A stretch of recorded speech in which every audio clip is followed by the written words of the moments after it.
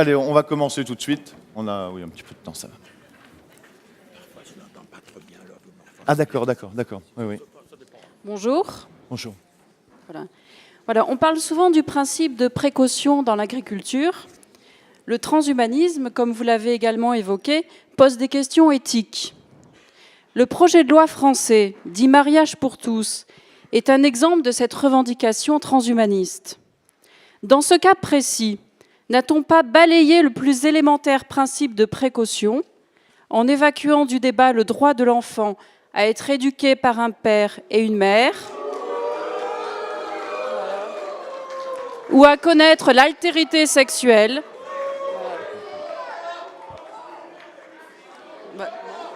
C'est tout à fait le principe de précaution. A-t-on également évalué les conséquences de la PMA pour tous et de la GPA? Voilà. On n'entend rien en plus. Attends, la radicalisation que vous évoquez n'est-elle pas une conséquence naturelle de ce refus d'examiner démocratiquement et de manière transparente tous les enjeux de ce projet? Vous n'avez pas compris?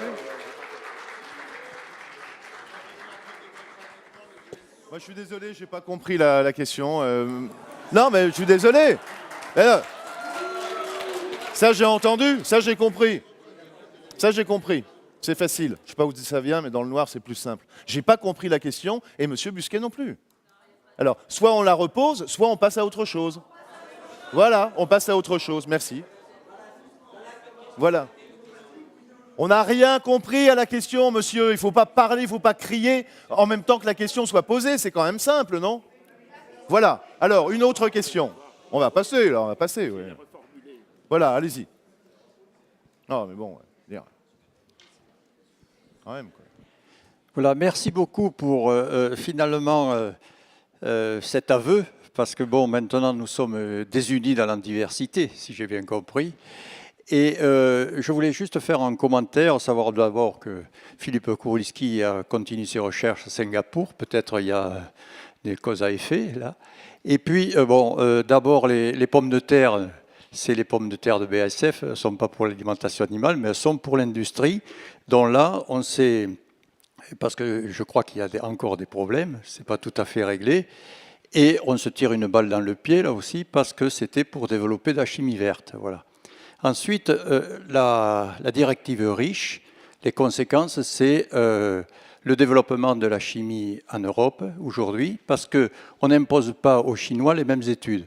Alors aujourd'hui, toute l'industrie pharmaceutique fabrique ses intermédiaires en Inde et en Chine, ce qui fait que nous avons même des problèmes d'approvisionnement aujourd'hui dans nos pharmacies, parce qu'il y a des délais, des flux tendus, etc. Tout ça.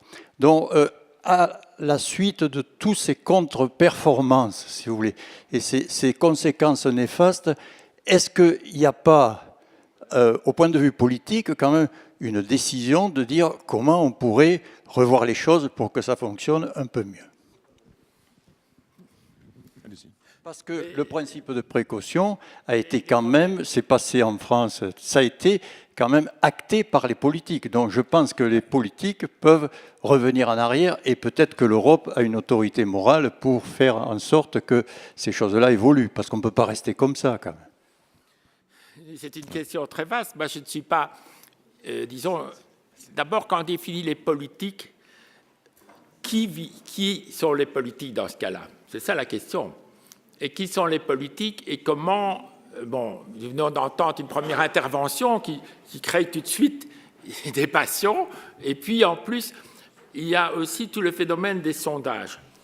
Le mécanisme, par exemple, des OGM, il a été très développé et croyez bien que je ne pense pas que tous les OGM sont bons. Il ne faut d'ailleurs pas dire que les OGM sont bons ou mauvais.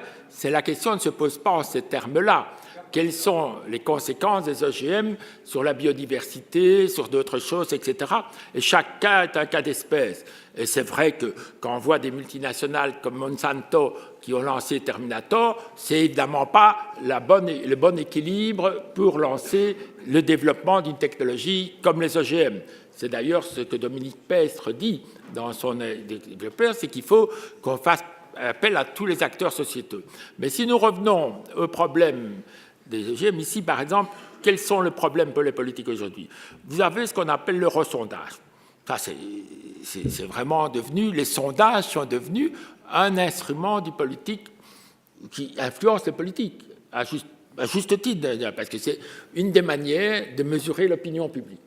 Et les sondages ont des effets paradoxaux. Je reprends cet exemple des OGM. Quand on lit à un moment donné dans les eurosondages que 60% des Européens sont contre les OGM, que voyez-vous naître? Vous voyez les grandes chaînes d'alimentation, entre autres comme Carrefour, Marché, etc., qui embrayent et qui font dans leur publicité « nous sommes des entreprises qui ne vendons pas d'OGM ». Le marketing, en tout cas d'une société de distribution, était celui-là. Et donc, à partir de là, vous avez un phénomène de société qui fait que la politique est difficile. Quand Serafini a fait cette étude, elle a été financée par Carrefour et par Biocop, et avec aussi une exclusivité pour le Nouvel Observateur qui valait une certaine somme. Donc il y a des procédés de ce type-là qui se développent aujourd'hui. Et donc par rapport à cela, le politique, il est placé devant des situations d'incapacité décisionnelle, du moins jusqu'à un certain point. Je vous dis qu'il y a moyen, mais de pays à pays, c'est très différent. Pardon, je n'ai peut-être pas bien répondu à la question. Alors voilà, élément de réponse, et puis on passe à la oui, question répondez suivante. si vous voulez. Juste une petite précision, si vous voulez, mais une toute petite précision. En préambule, je ne suis pas un supporter de Monsanto, je suis même un concurrent et un adversaire. Mais quand vous avez parlé de Terminator, il faut savoir que c'est une demande spécifique de l'USDA, qui sont les officiels, les régulateurs aux États-Unis, qui ont dit « c'est très bien si vous voulez mettre des OGM sur le terrain, mais si jamais il y a un problème, il faudrait que cela, vous ayez un moyen pour l'arrêter. » Et ces études ont été faites par l'USDA et non par Monsanto. Et Terminator, c'est une appellation contrôlée d'origine Greenpeace. Voilà. Mais disons, en termes de marketing, c'était peut-être pas le mieux. Vincent Courtillot. Je voudrais d'abord te remercier de ton intervention qui était extrêmement lucide, mais extrêmement déprimante. Et je pense que nous sommes ici pour analyser les problèmes, les débattre, et puis ensuite proposer des solutions, et pas rester sans solution. Donc je voudrais, sur 3 des points que tu as abordés, proposer des solutions. La première, c'est le principe de précaution a été inscrit dans la Constitution française. Quel est l'outil juridique dont dispose le juge constitutionnel pour juger qu'une action, c'est de la précaution ou pas? Qu'on ait une définition de bon sens, qu'on doive enseigner la précaution dans les familles ou dans les écoles est une évidence. Mais le mettre dans la Constitution est une absurdité. Donc, première proposition, il faut retirer le principe de précaution de la Constitution française. Deuxièmement, malheureusement, certains dérapent encore plus et partent du principe de précaution pour introduire la notion de risque zéro. Or, le risque est une probabilité, comme les concentrations de produits chimiques. Nous savons tous que dans un verre d'eau, il y a de l'or, il y a tous les éléments du tableau de Mendeleïev, simplement, il n'y en a pas beaucoup de certains. Et on sait ce que c'est que de diluer un produit ou un médicament d'un facteur 10, 100, 1000, 10 000, 100 000, on n'arrive jamais à zéro. Alors, en termes mathématiques, beaucoup de gens dans cette salle savent que ça se traduit par l'expression logarithme de 0 égale moins l'infini, d'où l'on démontre mathématiquement que le risque zéro est infiniment stupide et infiniment cher. Troisième proposition évidente, ne pas parler de risque zéro, ça n'a aucun sens. Le seul état dans lequel le risque est nul, c'est la mort. Dernier point sur la démocratie. Tu as pratiquement répondu avec la dernière question à ma dernière remarque. C'est une chose que je regrette beaucoup. Un homme politique est élu pour un certain mandat. Mettons que ce mandat soit de 4 ans. Il fait des propositions. Ceux qui les lisent lui laissent ensuite le temps de réaliser ces propositions. C'est difficile, ce n'est pas linéaire. Il y a forcément des moments où on devient impopulaire. On rend donc compte à l'issue d'une évaluation. Et le mot d'évaluation est essentiel, mais cette évaluation doit être a posteriori et non pas comme dans la culture méfiante de Bercy en France, une évaluation tatillonne a priori. C'est après qu'on évalue. Et le problème, ce sont ces sondages qui font que beaucoup trop d'hommes politiques, manquant de courage, s'inquiètent à tout instant de savoir par rapport à toute action si leur approbation est suffisante ou pas. On n'aura jamais la moindre innovation comme ça. Alors, Oui, mais je crois que, évidemment, j'ai soulevé une série de questions et, disons, là, quand on a ce type de débat, on trouve vite, évidemment, une difficulté de dialoguer parce que ce que Vincent Cortillo vient de dire, je le partage, parce que je sais que le risque zéro, ça n'existe pas. Mais on ne doit pas non plus, je crois, trop caricaturer le principe de précaution. Parce que le principe de précaution, s'il était bien appliqué, s'il était dynamique, comme d'ailleurs Philippe Kurylski l'explique, s'il était proportionné, il a en soi une dynamique positive parce qu'il anticipe peut-être des problèmes et des techniques qui n'étaient pas tout à fait adaptés. Ce qu'on a pu faire, par exemple, avec les CFC, les fluorochlorures, est un bel exemple. On a pu transformer ces les chlorofluorocarbonates au protocole de Montréal en développant des produits plus performants et plus intéressants. Donc, il y a aussi une avancée scientifique et technologique possible en ayant des exigences et des contraintes. Les contraintes peuvent obliger à faire des nouveaux process, par exemple les contraintes sur l'énergie, etc. Donc, le principe de précaution, il est dangereux lorsque on entre dans le précautionnisme, c'est-à-dire qu'on dit, dans le doute, abstiens-toi. Ça, c'est la mauvaise position. Dans le doute, cherche d'en savoir plus. Donc, fais davantage de recherche, ne fais une réponse proportionnée. Ne disons pas qu'on met dans le circuit un produit sans avoir des mécanismes de contrôle. Le monde, évidemment, il y a eu quelques problèmes récemment, mais le monde médical et de la pharmaceutique avait fait quand même un système qui s'appelait la pharmacovigilance. La pharmacovigilance est une manière de répondre à ces questions du progrès scientifique et technologique.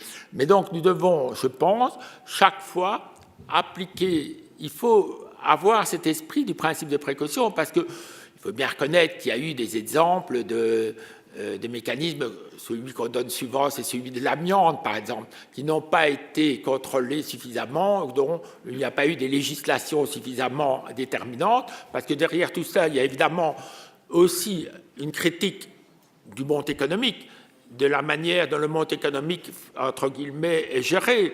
C'est derrière cette question, il y a cet élément-là qui joue aussi. Et donc, on ne peut pas faire pleine confiance, comme on n'a pas pu faire qu'on n'a malheureusement fait pleine confiance aux banques, on ne peut pas nécessairement faire pleine confiance aux décideurs du monde économique. Donc, c'est normal qu'il y ait une série de demandes complémentaires, mais ça signifie, dans le doute, on ne savait pas, on essaie d'en savoir plus, on fait davantage de recherches, on développe les moyens de continuité du contrôle. Merci. Alors, une question ici. En vous écoutant, monsieur, j'ai eu le sentiment que le sujet du principe de précaution tutoyait beaucoup des problèmes éthiques et des problèmes de rigueur scientifique.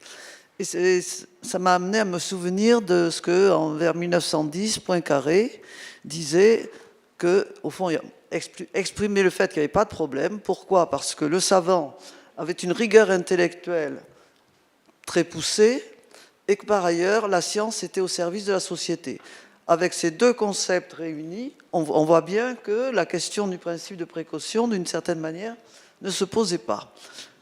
100 ans plus tard, nous en sommes à une époque où les chercheurs sont poussés à publier énormément, publish or perish, et que ceci conduit parfois à des déviances en matière de rigueur scientifique qui peuvent justifier justement que le principe de précaution soit davantage mis en avant. Voilà, c'est une réflexion que je souhaitais vous soumettre. Votre réponse, oui. Je crois que vous avez raison, mais le problème que la science est au service de la société, beaucoup le contestent maintenant. On le conteste parce que, d'une certaine manière, le monde économique, c'est ce que, justement, le changement de ces 30 dernières années, la société dite de la connaissance, le fait que le développement économique se fasse à partir de la connaissance, de plus en plus, certains disent que, évidemment, le monde qu'on nous construit est un monde qui est prédéterminé par des intérêts économiques, et c'est ce qu'on appelle la technoscience. Et donc la technoscience détermine un peu notre univers. Et donc on dit que dans un certain nombre de choses, certains contestent d'ailleurs des nouvelles applications comme les nanotechnologies et autres, en disant que c'est uniquement pour alimenter une forme de machine capitaliste du progrès. Il y a donc cette critique du principe de précaution liée parfois aussi à une critique du type de société dans laquelle nous trouvons. C'est une critique politique. Merci. Alors, on a... S'il vous plaît. Oui, Bon. Je suis très surprise par le début déjà, parce qu'on est parti sur encore une piste très restrictive. La connaissance, excusez-moi, la connaissance pour vous, c'est de la connaissance scientifique. Il n'y a pas d'autre connaissance que la scientifique. Et encore une fois, les innovations ne sont que technologiques. Je suis désolée, c'est une réflexion qui est extrêmement restrictive. Des savoirs, il y en a beaucoup. Des sciences, il y en a beaucoup. Il n'y a pas que les sciences dures, qui, à mon avis, perdent de plus en plus le domaine de la connaissance, qui était la découverte et l'exploration du monde, pour passer dans le domaine de la manipulation et de la transformation de notre monde. Et je pense que là, nous avons à intervenir effectivement. Quelles sont les limites que nous devons mettre à la science? Quelle est la réflexion que nous devons faire sur ce dont nous avons besoin? Et là, le principe de précaution, à mon avis, il intervient beaucoup, notamment quand on parle de choses qui sont irréversibles et qui sont d'une extrême puissance. On met le service de précaution pour la même chose, pour la chimie, que pour les OGM diffusés dans l'environnement. Moi, je ne parle pas des OGM dans les laboratoires qui ne me posent aucun problème. Les nanotechnologies, quand elles seront diffusées dans l'environnement, vous irez les récupérer. Les antennes relais, on peut les enlever. On traite tout de la même façon, comme si on traitait de la couleur de la peinture de la maison avec des choses qui sont irréversibles, en train de transformer la société sans rien demander à la population. Est-ce que ça correspond aux besoins de la population? Est-ce que ça lui sert à quelque chose? Est-ce que les gens de base ont envie? On est en train de créer une société d'exclusion avec des gens de plus en plus malades et de plus en plus exclus socialement. Moi, je pose la question, effectivement, c'est au service de qui? Le principe de précaution, si c'est pour remplir les poches des multinationales, ça ne m'intéresse pas. Si c'est pour protéger la population et faire une véritable société et innover, parce qu'innover, je veux bien, la science, j'en veux bien, mais elle doit être contrôlée, elle doit avoir une éthique et de se poser beaucoup de questions. Il n'est pas question de la laisser libre de faire n'importe quoi. Elle doit parler avec les autres sciences, et les sciences dures et les sciences molles, il y en a ras-le-bol, il faut que tout ça travaille ensemble. Je suis d'accord aussi pour que les vieux travaillent avec les jeunes et qu'on serve enfin à construire un monde qui soit vraiment vrai et bon pour tout le monde, et pas juste pour ramasser de l'argent et courir après on ne sait pas quoi qui nous entraîne dans un mur. Je crois qu'il n'y a pas du tout de contradiction. Si vous m'avez écouté, quand j'ai repris ce que Dominique Pestre dit pour l'innovation, je reprends exactement vos propos. Je dis que je n'ai jamais dit que c'était les sciences dures et exactes qui devaient déterminer. Je n'ai jamais dit que c'était la technoscience qui devait déterminer nos sociétés. J'ai dit simplement qu'il faut trouver un équilibre entre tous ces paramètres, qu'il faut participer. J'ai parlé des exemples de participation. J'ai simplement fait remarquer qu'à un moment donné, il faut décider. Et c'est là la difficulté. Et j'ai montré toutes les difficultés de la décision dans nos démocraties, à juste titre. Et cela importe que nous ayons des mécanismes clairs de décision. Quand on fait des conférences de citoyens et d'autres, quand on fait un débat sur les nanotechnologies, etc., mais qu'on n'avance pas dans un processus délibéré ensemble, parce qu'on a des positions idéologiques très fortes, comme un précautionnisme, les sciences humaines sont évidemment des paramètres très importants. La psychologie dont on a parlé sont des éléments intéressants de voir comment on bâtit un consensus, comment arrive-t-on à créer ces éléments. Et je dis très clairement qu'on ne le fait pas bien pour le moment. Le débat sur les nanotechnologies en France est apparu comme un débat trop inspiré par, comme on dit en anglais, par un top-down et pas un bottom-up. Et donc, venant d'en haut et pas venant de la base. Donc là, ces éléments, il faut mettre tout le monde autour de la table en Europe. Si on veut sortir d'une crise, on n'en sortira que j'ai parlé de biais cognitifs, j'ai parlé aussi des problèmes des médias, tout ça doit être discuté. Et on ne peut pas arriver à des positions comme je vois un peu ici, où à un moment donné, parce qu'on parle que ça peut être un problème pour l'Europe, eh bien, ça apparaît évidemment très conflictuel. Moi, je ne pense pas que ça doit être conflictuel, ça doit se bâtir, mais je pense qu'il faut le bâtir. Il ne faut pas rester dans des positions comme cela, disons, de face à face. Il faut bâtir avec les sciences humaines par un débat démocratique, etc. Mais il faut décider. On ne pourra pas toujours être en assemblée libre permanente.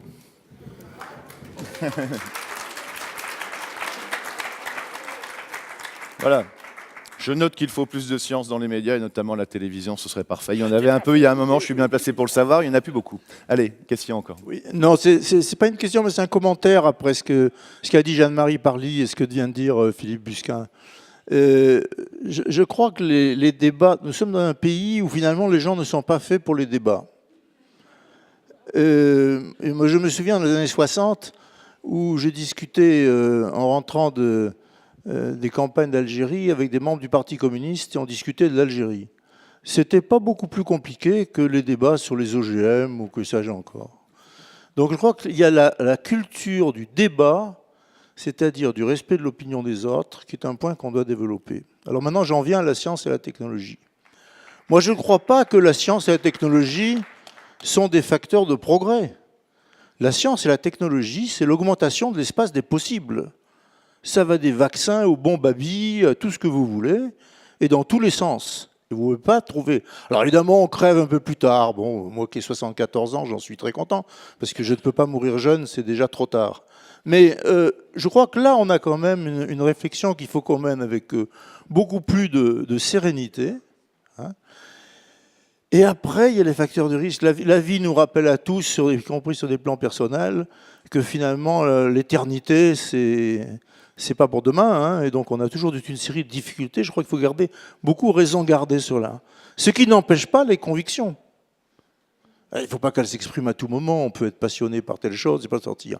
Alors c'est vrai que quand on a dit la science, la technique, c'est l'augmentation de l'espace des possibles, pour des gens qui n'ont pas de carte, ce qui est mon cas, de référence religieuse. Hein. Moi, il se trouve que les hasards ont vu que je mets l'imam, tout en ayant vécu en Afrique du Nord encore 5 ans, j'en rentre depuis 5 ans, où j'y mets les imams, les rabbins, les pasteurs et les curés dans le même panier, et je suis ni bouddhiste ni franc-maçon. Alors vraiment, je ne représente que moi-même. Ce qui a un grand avantage d'ailleurs, parce qu'en représentant que soi-même, on fait beaucoup moins peur à beaucoup de gens que quand on est le souterrain de je ne sais trop quelle tendance, dans lesquelles on est à son insu parfois même embarqué dans des logiques. Et je ne vise personne en disant ça. Mais quand on entend certains discours ici, on se pose parfois des questions. Quand on a le bénéfice de l'âge et d'une certaine sérénité. Donc moi je crois, retour au dialogue, retour au débat, et j'ai fini. Retour au dialogue, retour au débat. Voilà. Et je crois que c'est ça qui est le point le plus important. Et au fond, les journées comme celle-là. Mais là, je ne fais pas le travail du président. Je lui passe la parole. Non mais, non, c'est toi.